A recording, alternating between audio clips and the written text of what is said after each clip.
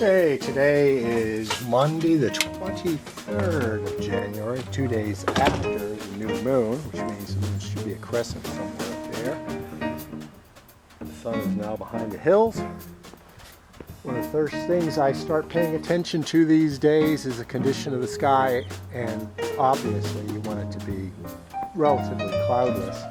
But what I'm looking at now is the tendency for jets to fly overhead, leaving con or chemtrails behind them.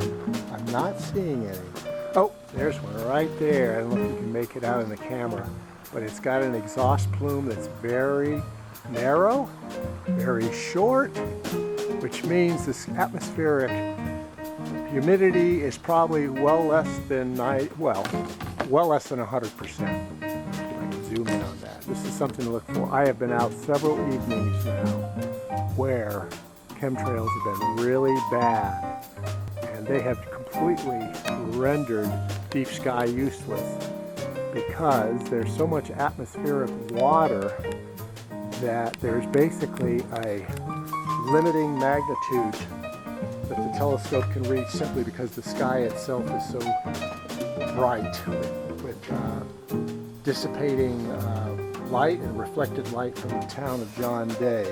What I've done here already is I've centered the scope on Jupiter, and I'm looking for drift. I set it up 15 minutes ago. Look where Jupiter is on the screen. What I like to see is it stayed right in the center, and it's done a pretty good job of that, which means the scope is tracking well. If there's any drift down, away from the central position, up, down, then it means we're not tracking very well. The scope's alignment on the altazimuth or the azimuth and on the declination is off in some way. I'm hoping, because it's tracking pretty much to the center of the screen, it may have moved by about the width of Jupiter itself, which indicates either that the mount tracking is a little slower, a little too quick, or tracking over time is causing a drift, even though the scope is tracking well. So I'm hoping tonight that I'll both have good, clear, relatively humidity-free skies, and clouds won't roll in, because the last several times out it's been disastrous. I haven't even been able to make out 13th magnitude galaxies, and that's with the 256 flood 42 sensitivity settings. So let's cross our fingers for tonight. There's a view of canyon, mountain in the distance, precipitating its own clouds because it's colder up there. All right. Now here's another bit of a yellow flag. Notice the bubble on the level is a little bit off. In the zenith position, the scope should be pointing straight up. And when it's pointing straight up, the bubble should be right in the level, right in the middle of the level. So I'm going to go back to the counterweight down and check the bubble there. There's another quick check. Of course, there's also the bubble level is also useful for checking the position of the scope in the counterweight down position, and it is off just a tiny bit. So what I'm going to do is shut down the Gemini 2, recenter it perfectly in the bubble, then go back and see if we're getting good centering on Jupiter. But after I've cleared out the last settings for the multi-star alignment, because I'm going to do the whole thing all over again. Other things to check, of course, are the bubble levels on the mount itself, and they're leveling up pretty good. Let's go ahead and reset this and start all over again. Just a little tap, and now the bubble levels are centered pretty much on the OTA and the mount. And I'm going to go ahead now and drive once again to Jupiter after deleting the last multi-star alignment that I did. Okay, Jupiter is quite a ways off after resetting the multi-star alignment. I'm hoping that you can get a view of there, but it's in the lower left-hand quadrant about halfway out to the perimeter of the screen. So what I'm going to do now is just basically go back to the zenith position, because you cannot do a star alignment on a planet since they're moving constantly and you never can guarantee the mathematics is going to play out. So anyway, let's go ahead and do a zenith check. A zenith check once again showed that it is tilting off towards the north. Now I could do something here, and I may end up doing it because I love experimenting. I may reset the zenith, reset them out in such a way as to get that bubble level centered and see what kind of results come out of it. I've got some time. I've got no bright stars to play with yet. It's about 4:30, and I won't see any stars that I can really do an alignment to until about 5:15. So I'm going to play with this and use Jupiter as a rough reference. Okay, so by loosening up the clutch on the declination clutch, I was able to move the scope and center the bubble without upsetting the servo feedback loops, encoder loop feedback on the Gemini 2, assuming it uses encoder feedback in servos. And of course, the result of this experiment is to push the bubble off towards the right a little bit, which means there's not particularly perfect agreement between the zenith position and the polar aligned position with the counterweights down. It does look like there's a bit of an angle there, so it's not a mechanical issue there. The bubble is giving an accurate reading. So I just made a compromise adjustment by not quite centering the bubble.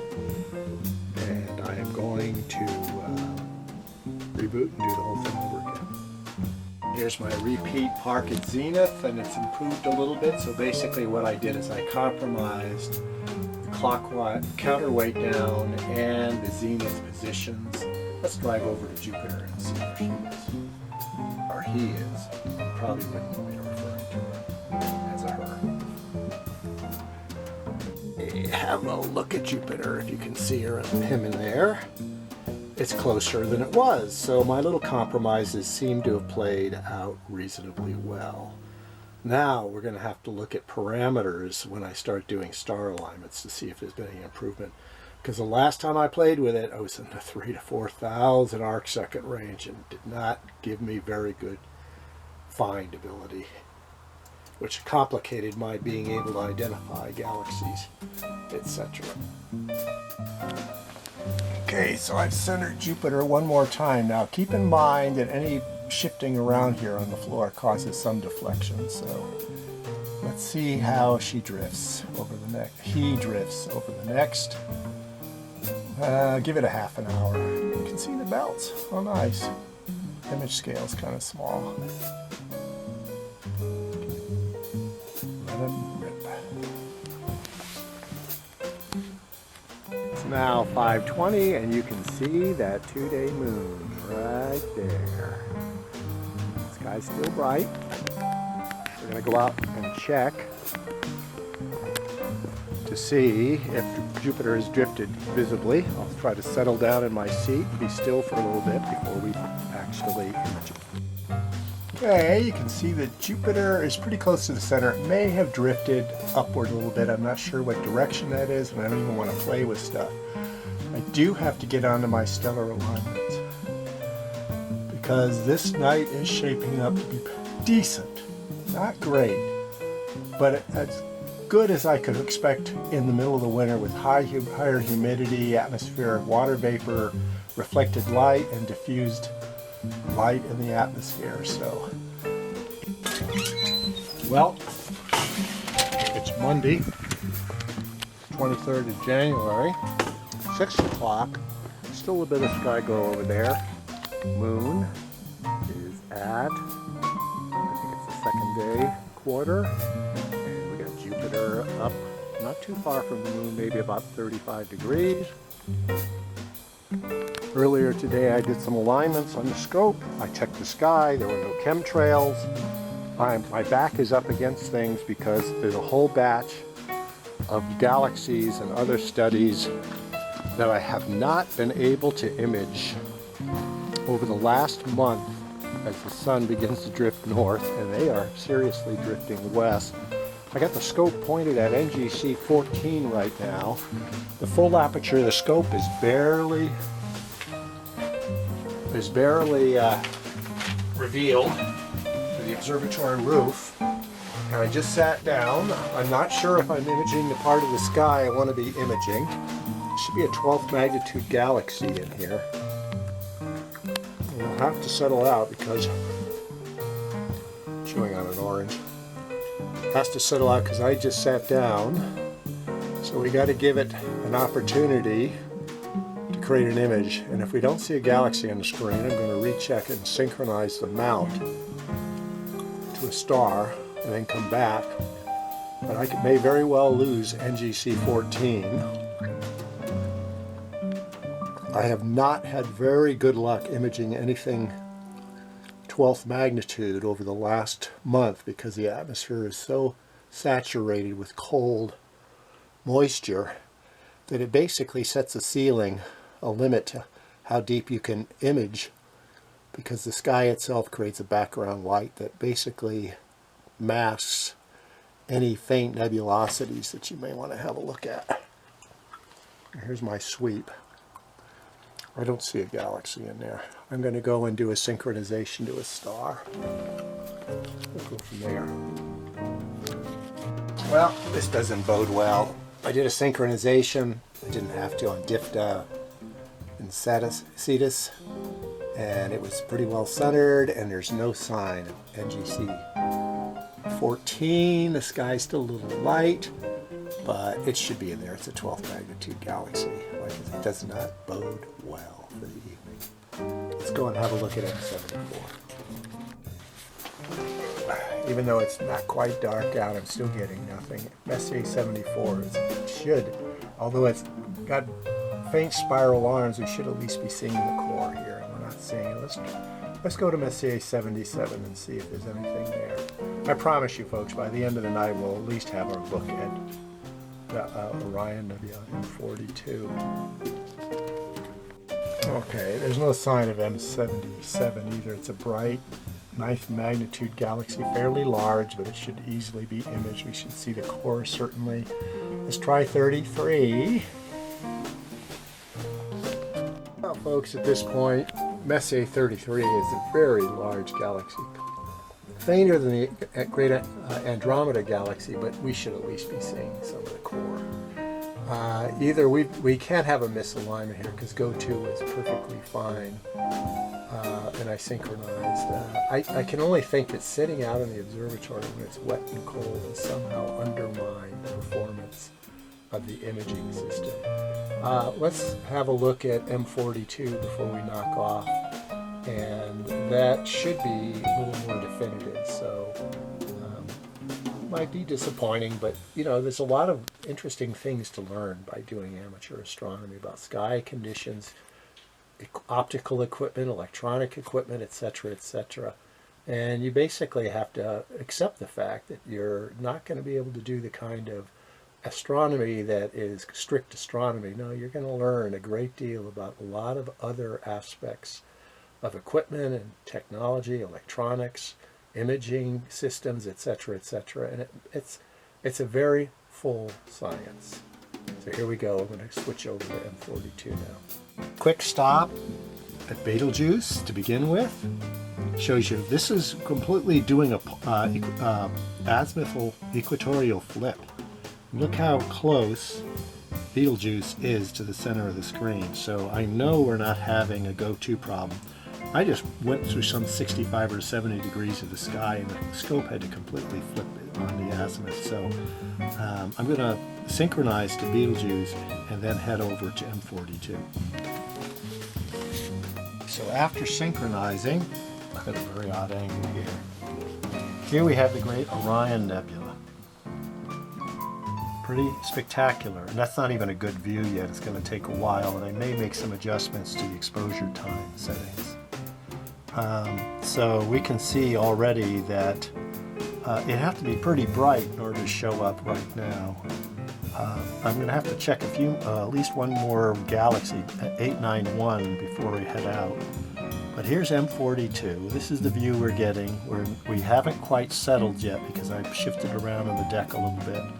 Once the stars punctuate, we'll get another view of it. I'm going to give it a chance, so hold on there. Okay, so we have the great Orion Nebula stabilized on the screen. Very bright, pretty much overpowering. I probably have to drop the flood down to 128. But you can see there, it and its neighboring, what I call the Cochlea NGC Nebula. You can see the dark eagle pattern with the beak and spread wings flanking it to the upper left. You can't resolve the trapezium because it's just too brilliant there. But before I go to play with some of the settings to bring different things out, I really want to catch a look at NGC 891 if it's visible, so we can determine what's been going on in terms of atmospheric seeing transparency. It'll give us a baseline, because I've done it with practically with a full moon, and you can see the dark band running right across the edge. So let's have a look at that. There wasn't a sight of arm, extension core, or band of 891, and this is Murphak. It's very close to Murphak, and it's practically centered. There is definitely some very strange things going on, either with the imaging system or the atmospherics. Had to do a complete equatorial flip in order to get to it. So I'll plug it in one more time so you can see this satellite. So you can see the starry region, and I can compare it to a previous image if I want to get that into the nuts and bolts. But here you go. So we're getting good go-to here, folks. Well, here's our stellar foreground to 891, and there's no sign of it. Okay. So probably the best thing to do is to go back to M42 and turn on the color and see if we can make something out in the great nebula in Orion that looks particularly peacock. Okay, so far the only method I have found for getting color is to switch the day-night setting to day. And we lost a whole bunch of nebulosity when I did so. I had previously imaged the Dumbbell Nebula and was able to get as good an image, as much detail in the color mode as the night mode. And in fact, I'm sorry, you're going to have to look past the text because I'm going to revert it. This is not happening tonight with the Great Nebula in Orion. It's hard to account for. All right, so let me go back to the initial settings. We'll check out the alignment parameters, see how well the alignment's been working very good tonight. So it could easily be considered disappointing in terms of night sky conditions, or some change in the electronics that is causing problems with imaging. Anyway, let's go back to black and white on the Great Nebula in Orion and try a few other settings before we knock off. Amazingly enough, I just switched it over to 128 flood, and the nebulosity seems even more brilliant than it was before. Maybe the sky conditions are changing. But look at all the filigrees of details in the nebulosity that are visible there. Yeah, get up close. Look at that. M42, star formation region, and the Orion arm of our Milky Way galaxy. Probably 100,000 years from now, most of it will be gone. It'll be turned into a fairly massive open cluster. Yeah. Very nice. See if I can get better there. Yeah, that's pretty sweet right there. I'm about 6 inches away now from the screen, and we're not losing definition. Let's try running it down to 64 flood and see how she does.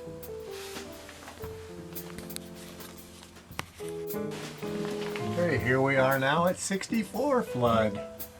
So basically we're talking about 1/4 the exposure time of 256. This is about, let's see, 64, I think it's about 2/3 of a second times 6 is 4 seconds of exposure time. 6 overlays. Look at that. Still brilliant. Lots of fine detail.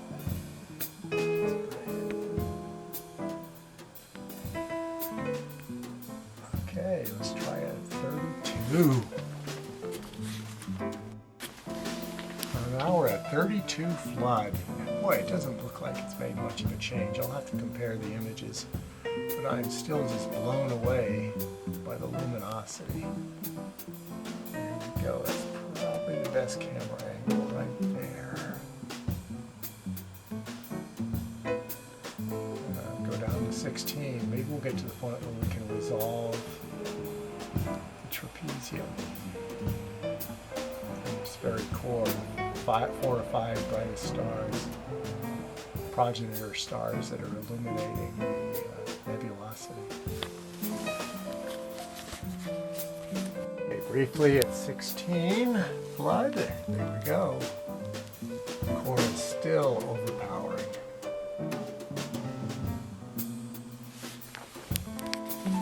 Now I'm going to back it off to something where obviously it's different. Okay, at 1/250th of a second exposure's time, we're just beginning to resolve the trapezium in the core. There's only the faintest hints of nebulosity. And because it's so fast, you can see 1/500th. I'm going to start climbing up now. Find the right button. My hands are getting very cold. 2/50th, 1/20th, the nebulosity becomes visible. There we go. Now we're at, there we go, the 50th, 2 flood, which is probably about 1/25th of a second. 4 flood. It's about the view I get through the eyepiece, except at much better resolution. Now we're up to 8 flood. 16, yeah, we're definitely seeing a difference here as we progress through the exposure times. Yep, really. Now it's going to take a while to generate a clean image. 64th, 1/28th, back to 256. Overpowering, brilliant. It'll take a while to stabilize because it takes about 16 seconds to generate the image. It'll start darkening up. Yep. As it adapts to the luminosity. And with that, I'm just going to capture the alignment settings on the goto and we'll call it a carpe noctem. Brilliant. Okay, I have to say, technically these are the best active east model values I've gotten so far in terms of goto. Everything is less than 1,000 arc seconds, I believe. There's no problems with the non-perpendicularity, which has been a problem in the past. Never had a problem with counterweight flexure. That's easy enough to set up. Let's switch it over now and have a look to the west in terms of values, similar values. That's the east. I thought I pressed it again. Here we have the west. There is a polar axis elevation error of 1521. Let's see if we can make sure this is captured on the camera. I'm kind of looking at it myself. Back to the east. Come on, give my finger. Direct contact. There's the east. So, wow, polar axis. Wow, very nice. How did it change? Very peculiar. Anyway, the values look different before. I'm going to save these values.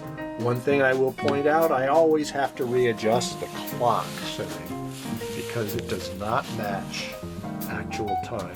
The oscillator inside this baby progresses faster than the actual time does when it's synchronized to GPS. There's no GPS. It's not reading the GPS. That's problematic too. There we go. Back. Oh, and save the alignment or store the model values, and let's hope that I get at least one more good night, well, a good night before the next lunar cycle progresses too far. Carpe Noctem.